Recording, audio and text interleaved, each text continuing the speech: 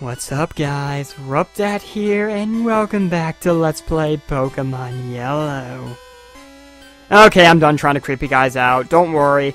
We are essentially done with Lavender Town. I will be heading off from here shortly. Before I go though, there is one piece of business I wish to attend to. In case you're curious, in the last episode, we pretty much wrapped up Lavender Town. We went into Pokemon Tower, calmed the restless spirit of Cubone's mother, and drove Team Rocket out. Hopefully we won't be seeing Team Rocket again for quite some time. Anyway, as I said, I have one last piece of business to attend to here in Lavender Town before we get going. And that is with the Name Raider. Reason being, it is finally time for Wartortle to receive its nickname. It's been long enough. Unfortunately, like with Charmeleon, Wartortle only got one nickname suggestion. I'm a little disappointed, but I understand it's where I'm at as a YouTuber, only 62, 63 subs. Actually, I need to double check, because I think today, or tomorrow, whenever the day I'm recording this, I think they started purging dead subs, so I don't know exactly who amongst my subscribers is considered a dead channel. So I guess we'll see soon enough. Anyway,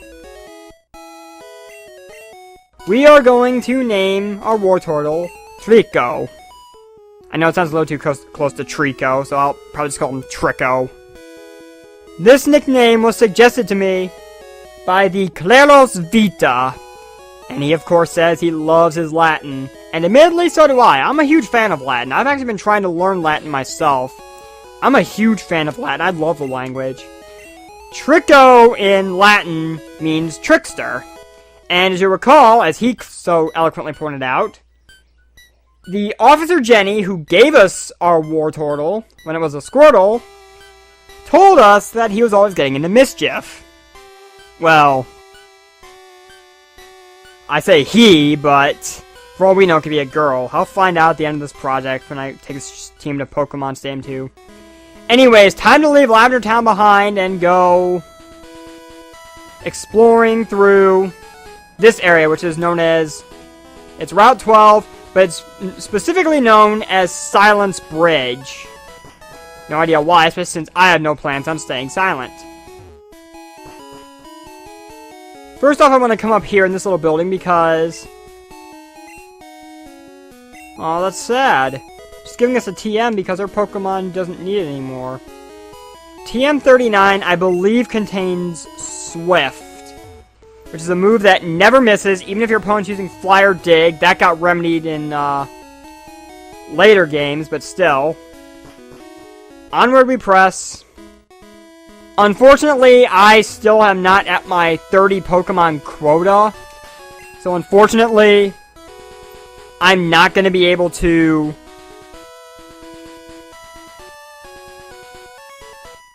get the item from Professor Oak's aid, unfortunately, but ah, well.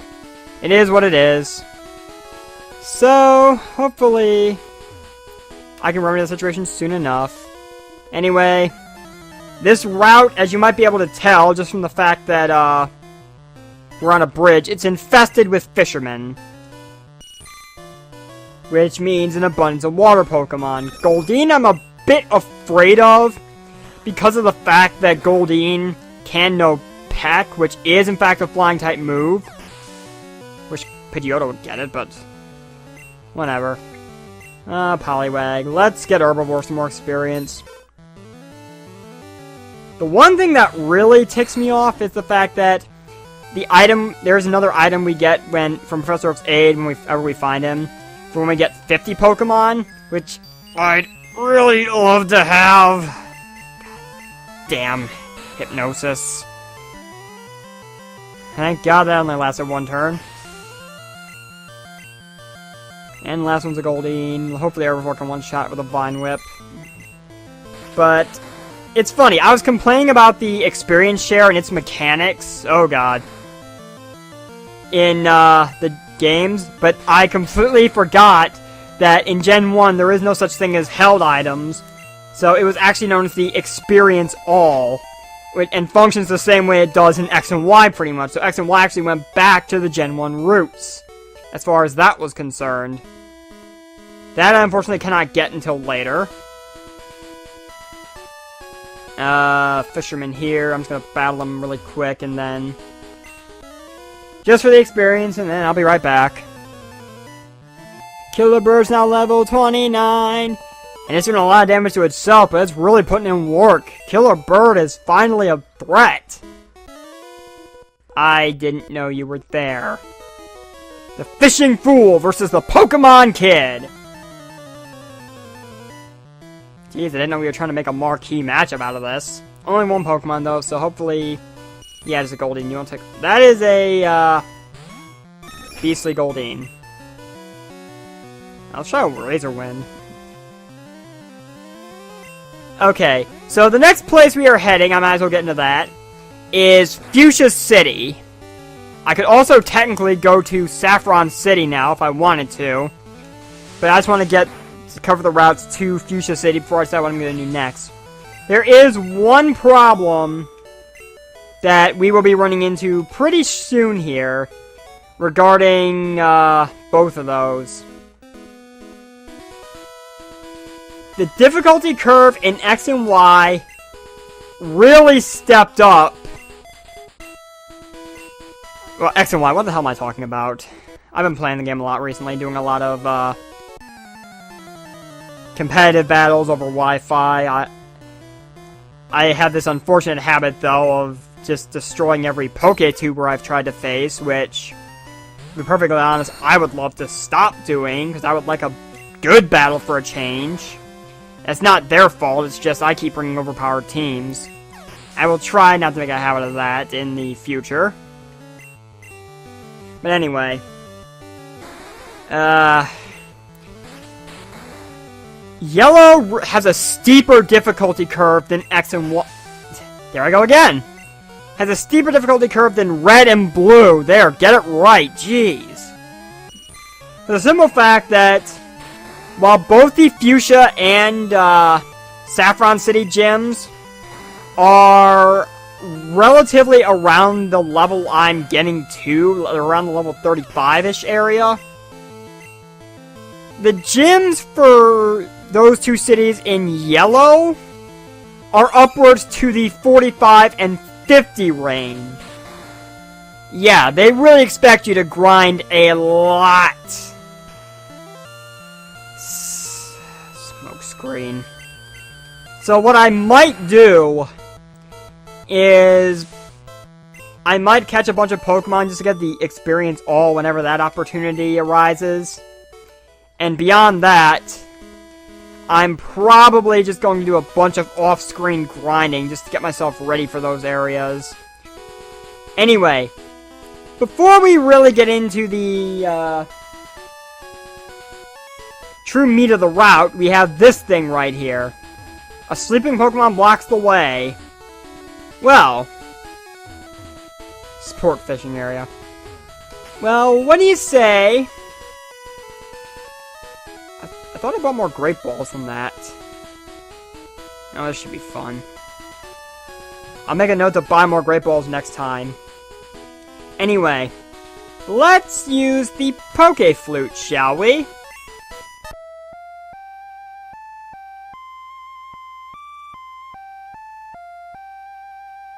Quite the soothing melody, isn't it? Snorlax woke up and it attacked in a grumpy rage. Yup! Everyone's favorite fat tub of sleeping Lord Snorlax at level 30. And of course we can catch it. So, I would like to Leech Seed to just slowly lower its health. Snorlax! Yeah, as you can tell by that, Snorlax is pretty damn powerful. Go ahead and get a Vine Whip. Amnesia, that's gonna raise its special stat. Alright, Snorlax, come on, come quietly. Fortunately, I don't have Sleep Powder. It's not because I skipped out on it, it's because I don't think Ivysaur gets it in this gen. I have to double check that in editing. Okay, it's poisoned, it's Leech Seeded, slowly being worn down. I guess I'll tackle it since, Jeez.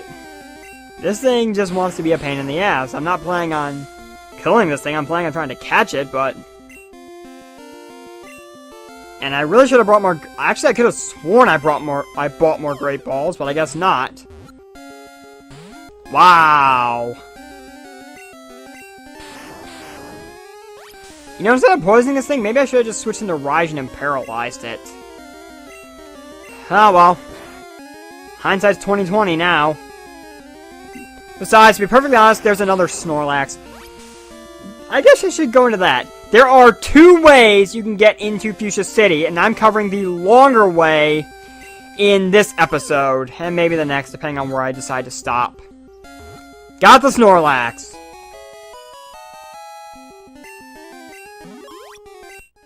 So yeah. You want to give a nickname to Snorlax? No, send it to the PC.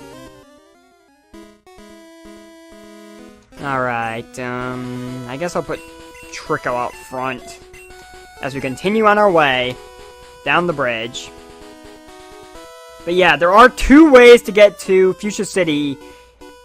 A faster way and a shorter and a longer way.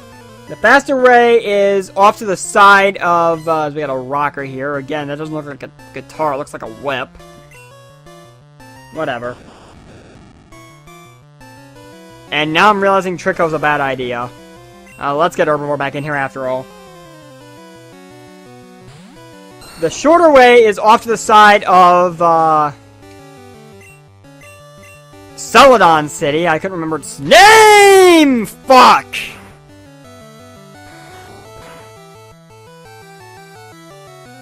Oh, God. And he's got an Electrode. Oh, God. Somebody get in here! Even though he had no ground type moves. That Electrode sprite just looks goofy. Let's Thrash. That's right. Electrode is probably the fastest Pokemon there is in Gen 1. Self-destruction and explosion were so broken prior to 5th gen. Yeah, you got unplugged. Good riddance. Anyway, let's stop into this house really quick. The fishing guru's brother is this guy. He simply loves fishing. Yeah, I like to fish. And he gives us the Super Rod, the best rod in the game. There is another rod called the Great Rod as well. Both of those can catch stuff that isn't Magikarp. They can catch Magikarp too, but it's not as likely. But it's weird that if you take this route, you actually... There's an item, a guy, screw it. Oh, I couldn't walk past him. Have I found a Moonstone? I found plenty, actually. Why? Nidoran male. That should clearly be at least a Nidorino. Alright then. Fair enough. Alright, no poison. That's good. Ice Beam. Hopefully Trico will get access to a better water type move soon. I was wondering when the crits were going to start popping up. Ah, that's why I needed a Nidorino. Wasn't your first one a Nidorino out of curiosity? Wow. Focus Energy. Okay. This actually allows me to get into Focus Energy, something I specifically want to point out on that I don't think I have yet. In Gen 1... Okay, what Focus Energy is supposed to do is raise your critical hit ratio to make it more often that you get critical hits. In Gen 1, the coding was glitched to the point where whenever you use Focus Energy, it actually lowered your critical hit ratio instead of raising it like it was supposed to. So, yeah. Kind of screwed the pooch on that one, game designers. They fixed it in Gen 2 and beyond, though. So anyway, this junior trainer says she found a Carbos in a cave. 3 Pokemon. So you know what? I'm just going to go ahead and cut this battle out. See you guys in a moment. Anyone up for a fish fry? Samedi's Thunderbolt coming in handy. Oh god. Oh, he got paralyzed. And it's just gonna resort to smokescreen. Not too concerned about that. Let's wrap this up with a seismic toss. Haven't used that move in a while. And so long, Horsey. Goodbye, Horsey. Alright, so I'm gonna repress. That's a pretty dirty trap he got there. His bird Pokemon want to scrap, huh? Alright, let's see how scrappy your bird Pokemon are. Only 2. Oh hey, a Pidgey that should clearly be a Pidgeotto. Tricko? What do you say we show this Pidgey our little ice trick? Auf Wiedersehen, Pidgey! I know that's not Latin, that's German, but... yeah, I have German ancestors. So it kind of works out for me. Another Ice Beam, and that is a dead Pidgey... no, it is not a dead Pidgeotto. Whatever. It's dead now. Dead and gone. I don't know why I have it... I don't know why. I have a weird habit of singing that whenever I say something's dead. She's been told that she's good for a kid, huh? Well, I guess technically in this game I'm a kid too, so... 5 Pokemon?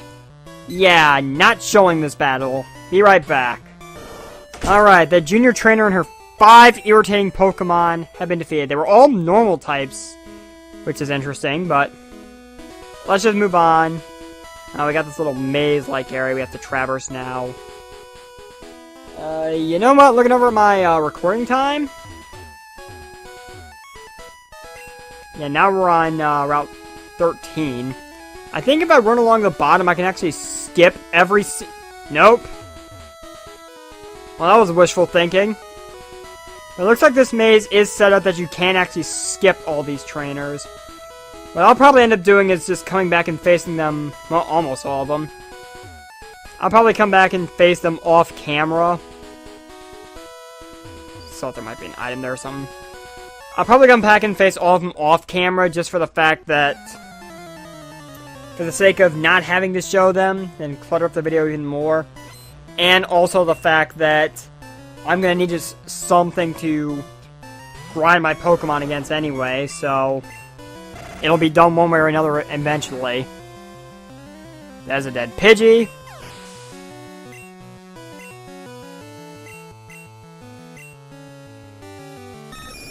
This is going to be a dead Pidgeotto, hopefully. Come on, Ice Beam. Yep. Of course. Had to throw the crit in there, because why not? And let me guess, your last 2 Pokemon are Spearow and Fearow? I'm going to assume so. That Spearow's gone. Ice Beam on Tricko, just such a good combination. Withdraw, that boosts defense. You know what? I think I'll remove Tail Whip for that, because I'm not using Bite all that often anyways. I don't really have much of a reason to, yeah. So I may just go ahead and have Withdraw on there for a little while just to boost my defense if I feel it's necessary. It seems like most of the stuff I'm running into just is special moves, though, throughout this playthrough, which is interesting. And of course the Fearow actually lives! What is this sorcery? Get out of here, bird.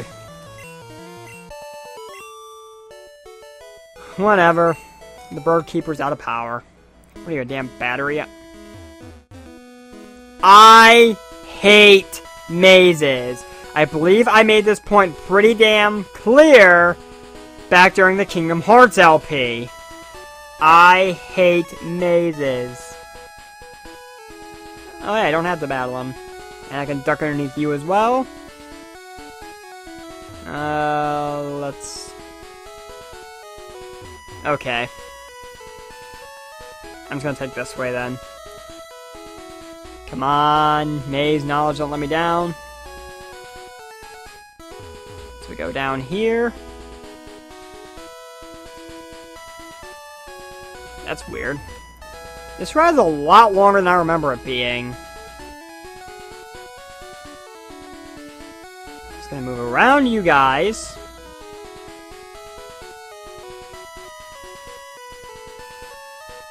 Around you. Cross here. Oh, that is cheap. Fine, I guess if I have to do at least one more battle, might as well.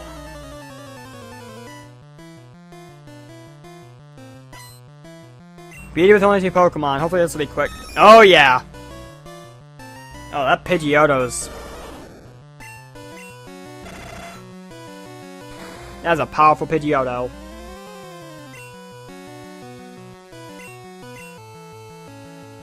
Hopefully it'll be... Okay, that Pidgeotto's gone. Good riddance. I know I skipped a lot of trainers. As I said, I'll be battling them off camera. So... I can just take care of them and grind without having to worry about showing you guys exactly what's going on, etc, etc, etc. Damn, Wigglytuff. And the Wigglytuff has fallen. Good riddance. Yeah, I know, I look cute, but... Really? Really? Alright, you know what? I know I'm really close to Fuchsia City, but I can't take any more of this stuff. I'm just gonna... I'll deal with them off camera. And I'm just gonna stop here. So, because this episode's gone on way too long already. So thank you guys for watching. I have been RuppDat. And next time on Let's Play Pokemon Yellow, we will be making it to Fuchsia City. I will be going over the other route, as well as the other Snorlax that's blocking that route that leads into Fuchsia City. And then we'll explore Fuchsia City, maybe go take a tour of Saffron City, and go from there, because I'm going to need to grind quite a bit before I can even hope to challenge the gyms, because otherwise I'm just going to get slaughtered. So, thank you guys for watching, and I'll see you guys next time. Take care.